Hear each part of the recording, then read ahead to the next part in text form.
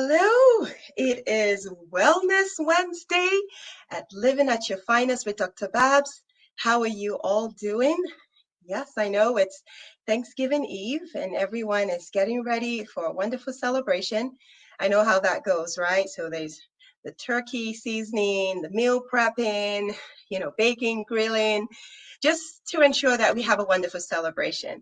Well, I'm not going to take too much of your time. I just wanted to come on and just speak about some healthy holiday survivor tips. Now, let me confess to you, as much as I enjoy hosting and having a wonderful time, going to friends and family, I am terrified, petrified about the pounds that I always gain during the holidays. It's always during the holidays that I gain the most pounds. And just because there's food everywhere, for me, out of sight is out of mind, but I'm always on a seafood diet. As in I see it, I must eat it. So I'm always really worried about it. But this year is different because I've learned a good number of steps, which I have practiced and have been successful. And I'm happy to share it with all of you today. Now, I'm going to talk about, let me show you what we're going to be discussing today.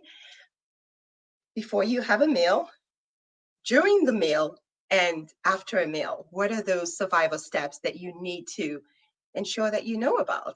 Well, but before I do that, you know what? I want to introduce myself to you because you might not know me, but let me introduce myself to you for those that don't know me. I am Dr. Dolapo Babalola, aka Dr. Babs. I'm a family physician and I'm a board certified obesity specialist.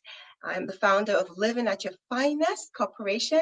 My passion is to apply a fun, fundamental, and faith-based framework to help women to live at their finest holistic health without engaging in the complexity of the diet cycle. It's everywhere. Now, I share lessons learned from my own personal experience, my health struggles, as well as my extensive training. And all of this is to ensure that women can possess their worth, right? They can nourish their spirit and their body, and we can triumph together as health champions. So that's what I'm all about. So welcome, welcome. If you are watching live or replay, please say something. Let me know that you're part of this discussion. I am going to be I'm actually streaming through StreamYard. So if you have not already given permission to for me to read out your comments and answer live, please do so. I love for us to be engaged and help each other. It's healthier together. So that's the whole idea. So please, leave a comment. Let's know that you can hear me, you can see me, and let's get this going. Let's get this discussion going. Now, again, just want to remind you of what we're going to be talking about. It's healthy holiday survivor tips before a meal, during a meal, and after a meal. So those are that's what we're going to be discussing. Now let's start with the first. Before a meal. Now you want to start off by setting your intention. Your intention for the meal. You want to visualize success. So you're going for Thanksgiving lunch or dinner, or whether it's Christmas or whichever holiday it is. Set your intention. Visualize that yes, you're going to be successful in choosing the right meals, in not overeating. You have to prepare your mind not only for the social gathering, but also how you're going to nourish your body. It's so important. A lot of times, we focus on the food. Oh yes, there's going to be all different varieties of meals, and you're not mindful of what you're eating and how nourishing it is for your body. So definitely set that intention is very helpful. Focus off the food. And what I mean by that is it's about the experience. If we focus on the food, then we're not enjoying the presence of other people. And of course, doing that distracts you from all the food that is surplus in amount. Now, another thing you want to do, be prepared. And what I mean by that is make sure that you're not starving. For me, I go to places hungry. And so I've already tipped into my starvation mode, and every single thing is appealing to me at that point. Don't go starving. Make sure that you drink water, at least 8 ounces of water, because that keeps you, somewhat full, and it helps you to even digest your food a whole lot better. So you want to make sure you're prepared. They always say failure to plan is planning to fail. And when it comes to meal planning, of course, set your mindset. It's part of set the intention. Tell yourself, I'm going to make sure that I have fruits and veggies at least half of my plate, right? I have discussed on several Facebook Live what our plate needs to look like. It really needs to be half of our plate veggies. So we need to pack half of our plates with veggies, 2 fists, and then our protein, 1 fist, and our carbohydrates, 1 fist. So we always want to set that intention. Now, during the meal, this is when the display is all around and you're like, yes, salivating. You're like, I can't wait to dive into this. Well, again, you've planned, right? So you should be doing it now. So this is where you actually make sure that you have your fruits and your veggies, right? Now, before you take your fork and start eating, it's very important that you take deep breathing. So deep breaths. Now, why is that important? Now, this is something I just recently learned. Whenever we eat and we're like rushing our foods, we are eating in a sympathetic mode, which is a stressful mode. And unfortunately, we're not digesting our food properly. But when we go into a parasympathetic mode, we do so by taking deep breaths. All right. So the deep breaths help us to relax and calm ourselves. We're able to assimilate the food. We're able to pay attention to our hunger cues. So it's called a diaphragmatic deep breath. And that means you're breathing from your diaphragm, which is between your abdomen and your chest wall. So when you take deep breaths, and so let's practice this deep breaths.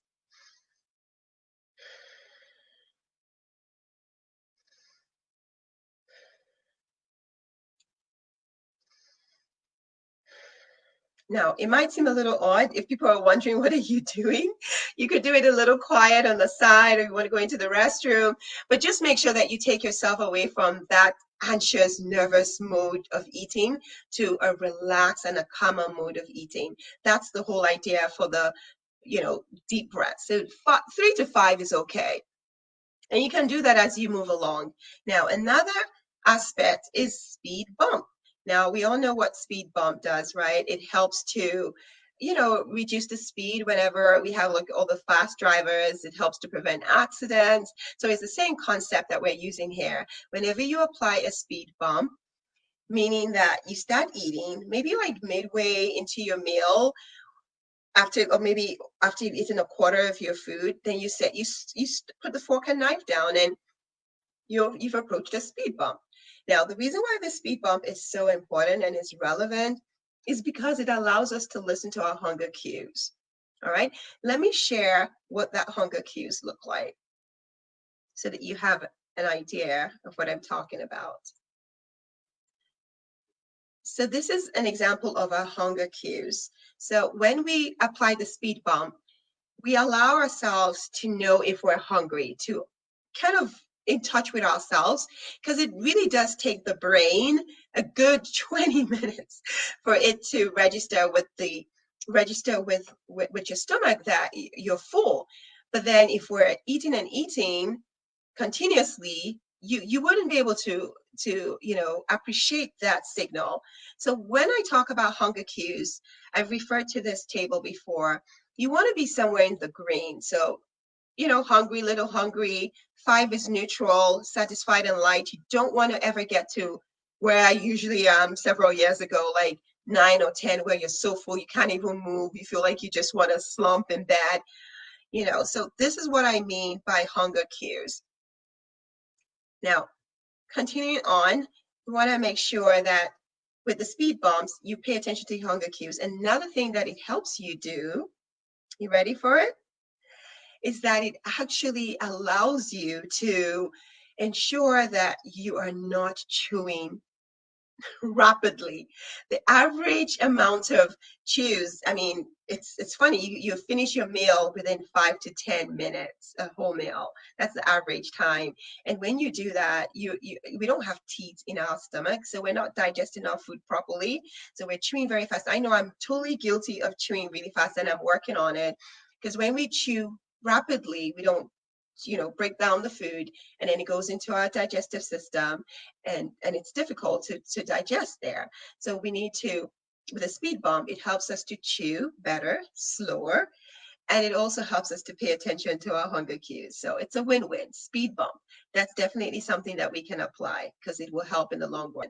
Another reason why it even helps to apply the speed bump and helps you to chew slower is because we find out that if you chew slower, you quickly get that signal, right? Because I said it takes 5 to 10 minutes to average for people to finish eating. And if you have that 20 minutes delay, you would have eaten 4 times the portion before you know that you're already full. So it's very important that we pay attention to these cues. Now let's talk about after a meal. Now, this is very important. Stay busy, get up, go and see what's going on. If you need to help to clear up, if you need to, dance or play music or just something, get away from the food, the plethora of food all over. You want to get up from that because if you stay there, you are going to continue to eat.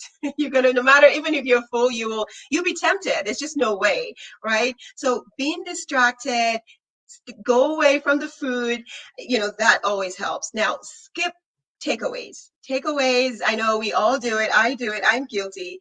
But try to avoid the takeaways because you're going to continue that calorie packing when you go home. So if you need to take away meals, just make sure that you take away meals that are nutritious for you, that are healthier for you. So that's very important.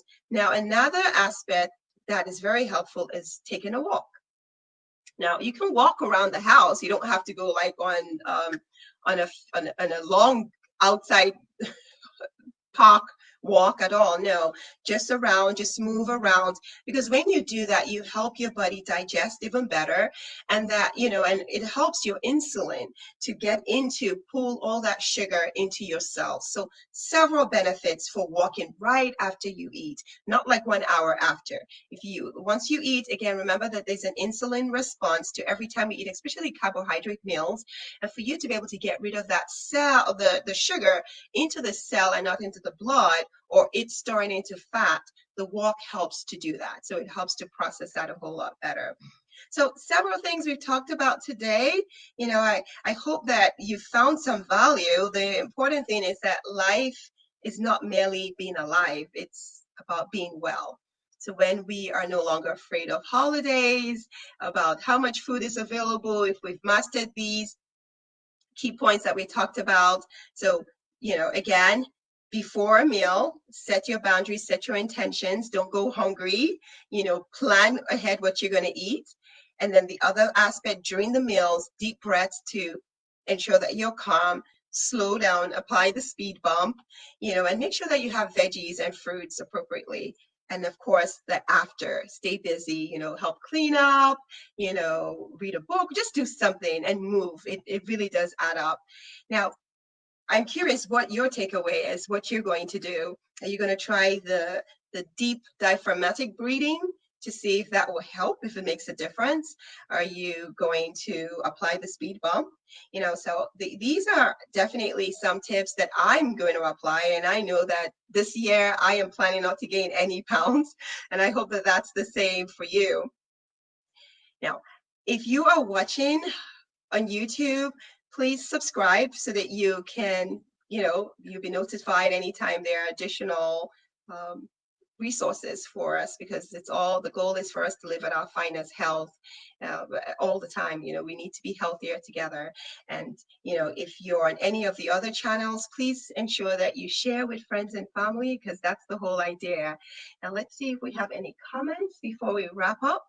Well, I really would love to hear from you. Please share if there are other tips that I haven't mentioned that you've applied in the past that has helped you. I would love to hear from you and see how we can all apply it and just help each other to live better. But until next week, when we have another episode of Wellness Wednesday, I wish you all a wonderful Thanksgiving celebration, as well as, the rest of the holiday season. And our goal is to ensure that we don't overindulge, that we enjoy the food, enjoy the company, and be healthy. So take care. God bless.